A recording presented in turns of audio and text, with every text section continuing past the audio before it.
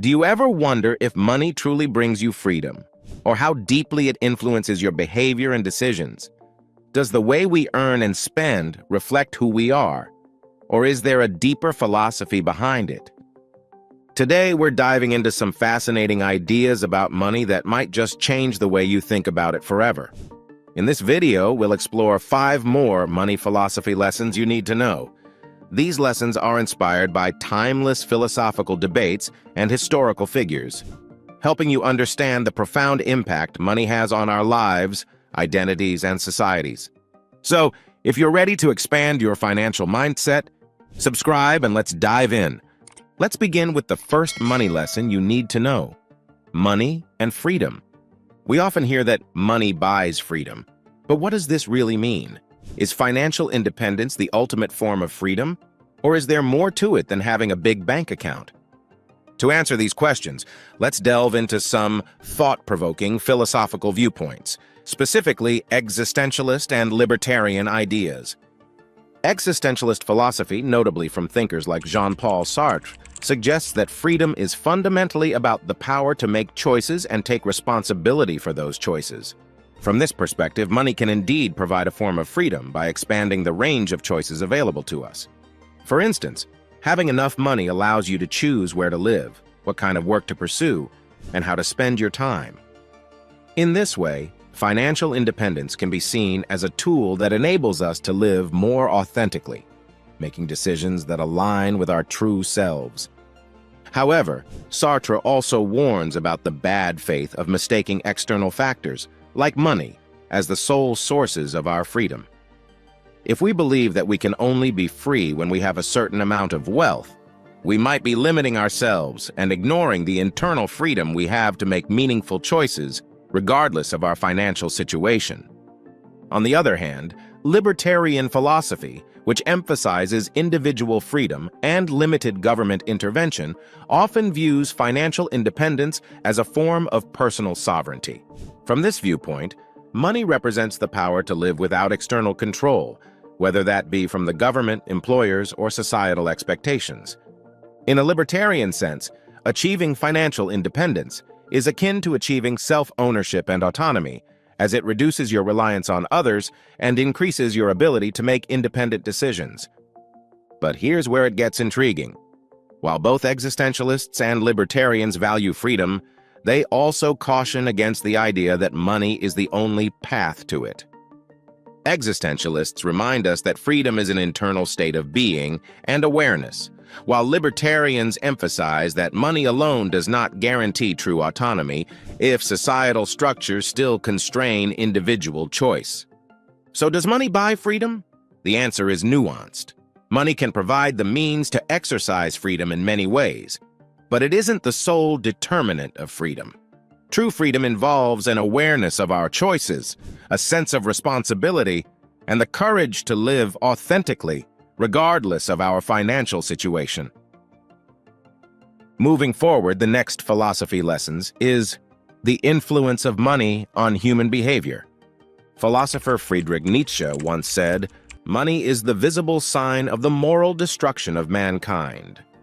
He was critical of how the pursuit of wealth could corrupt individuals, leading them to prioritize profit over morality. Nietzsche's idea was that when money becomes the primary goal, it can distort our values, leading us to compromise our integrity and make decisions that prioritize self-interest over communal well-being. Let's bring this concept into the modern day with an example that shows how Nietzsche's concerns about the corrupting power of money still resonate. One recent scandal that illustrates this is the case of the Varsity Blues college admissions scandal in the United States.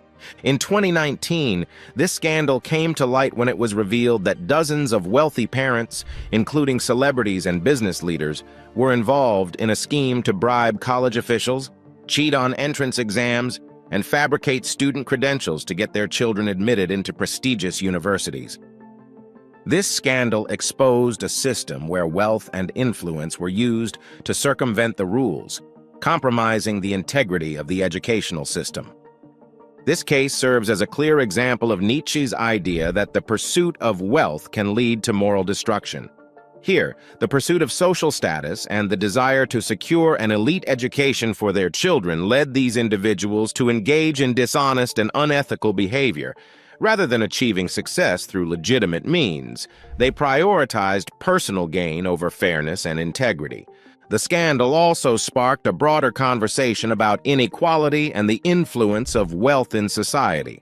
It highlighted how those with money can manipulate systems to their advantage, often at the expense of those who lack the same resources.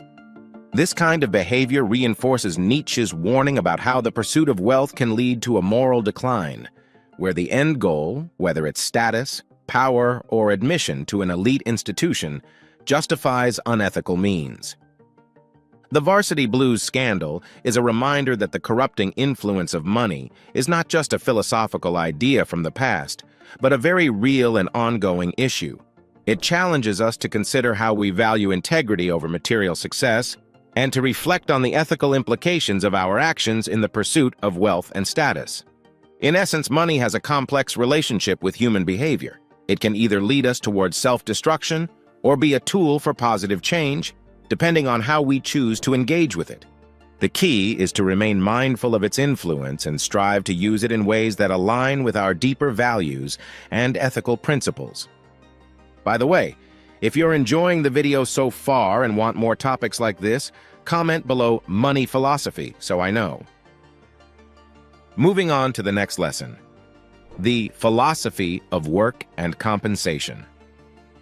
Let's explore the contrasting stories of two well-known figures in the tech world, Steve Jobs and Tim Cook.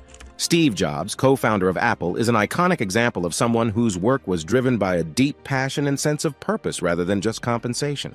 Jobs was known for his relentless pursuit of innovation and excellence. He wasn't in it for the money. In fact, during the early years of Apple, he took a salary of just $1 per year.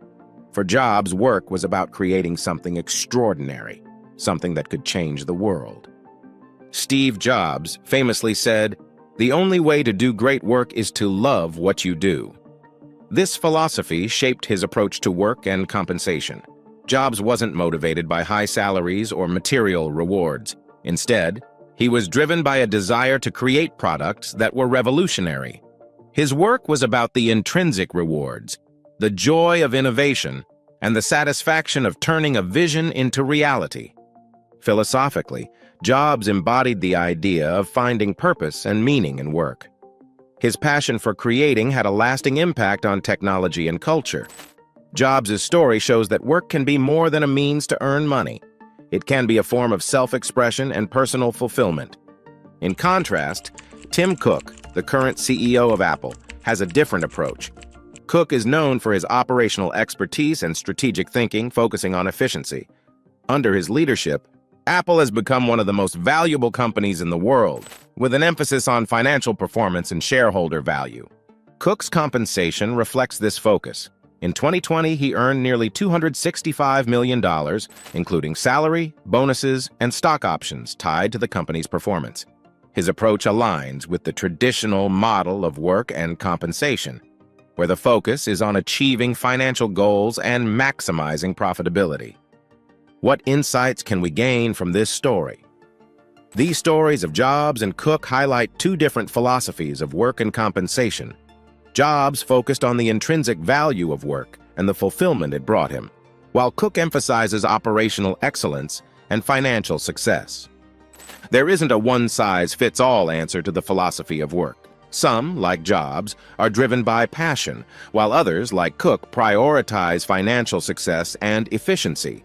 Both approaches have their merits, and the key is finding a balance that aligns with individual values and goals. All right, to explore the connection between money and identity, our next topic in the money philosophy lessons, by diving into a real-life story that many might find familiar: the rise and fall of Elizabeth Holmes and her company, Theranos. Elizabeth Holmes was once hailed as the next Steve Jobs. Dropping out of Stanford at 19, she set out to revolutionize the healthcare industry with her company, Theranos. The promise was extraordinary, a device that could run hundreds of medical tests with just a few drops of blood, making healthcare more accessible, affordable, and less invasive. Holmes quickly became a media darling and a billionaire on paper, with Theranos valued at around $9 billion at its peak. Holmes adopted an identity closely tied to this vision. She dressed in black turtlenecks, emulating her idol Steve Jobs, and crafted a persona that embodied innovation, determination, and disruption. Her image was meticulously curated to project confidence, intelligence, and the belief that she was on the brink of changing the world. Investors, politicians, and the public were captivated by her story, and money poured into Theranos. However, behind the facade, the technology wasn't working as promised. Theranos' blood testing device, which was supposed to be a game-changer, consistently delivered inaccurate results. Despite this, Holmes and her company continued to push forward, concealing the truth from investors, patients, and the public. The pursuit of money and the identity it had built for Holmes led to a series of ethical compromises and deceptions. Holmes's story is a powerful example of how money can shape and, at times, distort our identities. She became so intertwined with the idea of being a visionary and a billionaire that it drove her to extreme lengths to maintain that image. In her case, money wasn't just a tool for achieving goals. It became central to her self-perception and how she wanted to be seen by the world. This identity, built on the premise of success and innovation, started to crumble when the truth about Theranos' technology began to surface. Investigative reporting by the Wall Street Journal and subsequent legal actions revealed the extent of the deception. As the scandal unfolded, Holmes went from being one of the youngest self-made female billionaires to a symbol of corporate fraud and ethical failure. What can we all take away from this story? Elizabeth Holmes's story highlights the dangers of letting money and the pursuit of wealth become too closely tied to our sense of self. Money can certainly provide us with opportunities, influence, and a means to achieve our goals. But when it becomes the core of our identity, it can lead to a fragile and potentially destructive self-concept. Holmes's identity was so bound up in her image as a groundbreaking entrepreneur that she was willing to overlook the truth and the ethical implications of her actions to maintain that facade. From a philosophical standpoint, this story aligns with Erich Fromm's warning about the dangers of basing our self-worth on what we have rather than who we are. Holmes's narrative shows how a focus on wealth and success can lead to ethical lapses and an identity built on unstable ground. This story serves as a reminder that while money can shape our identities, it should not define them. True identity comes from our values, actions, and the integrity with which we live our lives. Holmes's fall from grace illustrates how dangerous it can be to build an identity solely around money and success, reminding us to strive for a sense of self that is grounded in authenticity and ethical principles rather than the pursuit of wealth and the image it projects. Finally, let's take a look at what we can learn from historical philosophers about money. Socrates, Seneca, and Thoreau all had profound insights into the role of money in our lives. Socrates, one of the founding figures of Western philosophy, believed that the pursuit of wealth was often at odds with the pursuit of virtue. He famously said, "The unexamined life is not worth living," suggesting that true fulfillment comes from seeking knowledge and understanding rather than material wealth. Socrates taught that a focus on accumulating wealth can distract us from the more important task of developing our character and seeking wisdom. Seneca, a Stoic philosopher, offered a more nuanced view on wealth. He argued that wealth in itself is neither good nor bad. It is our attitude towards it that determines its moral value. According to Seneca, the key to a virtuous life is to remain indifferent to wealth, using it wisely if we have it, but not becoming attached to it or letting it dictate our happiness. He believed that true wealth comes from within, from cultivating inner peace and contentment regardless of external circumstances. Henry David Thoreau, an American transcendentalist, took a more radical stance on wealth and materialism.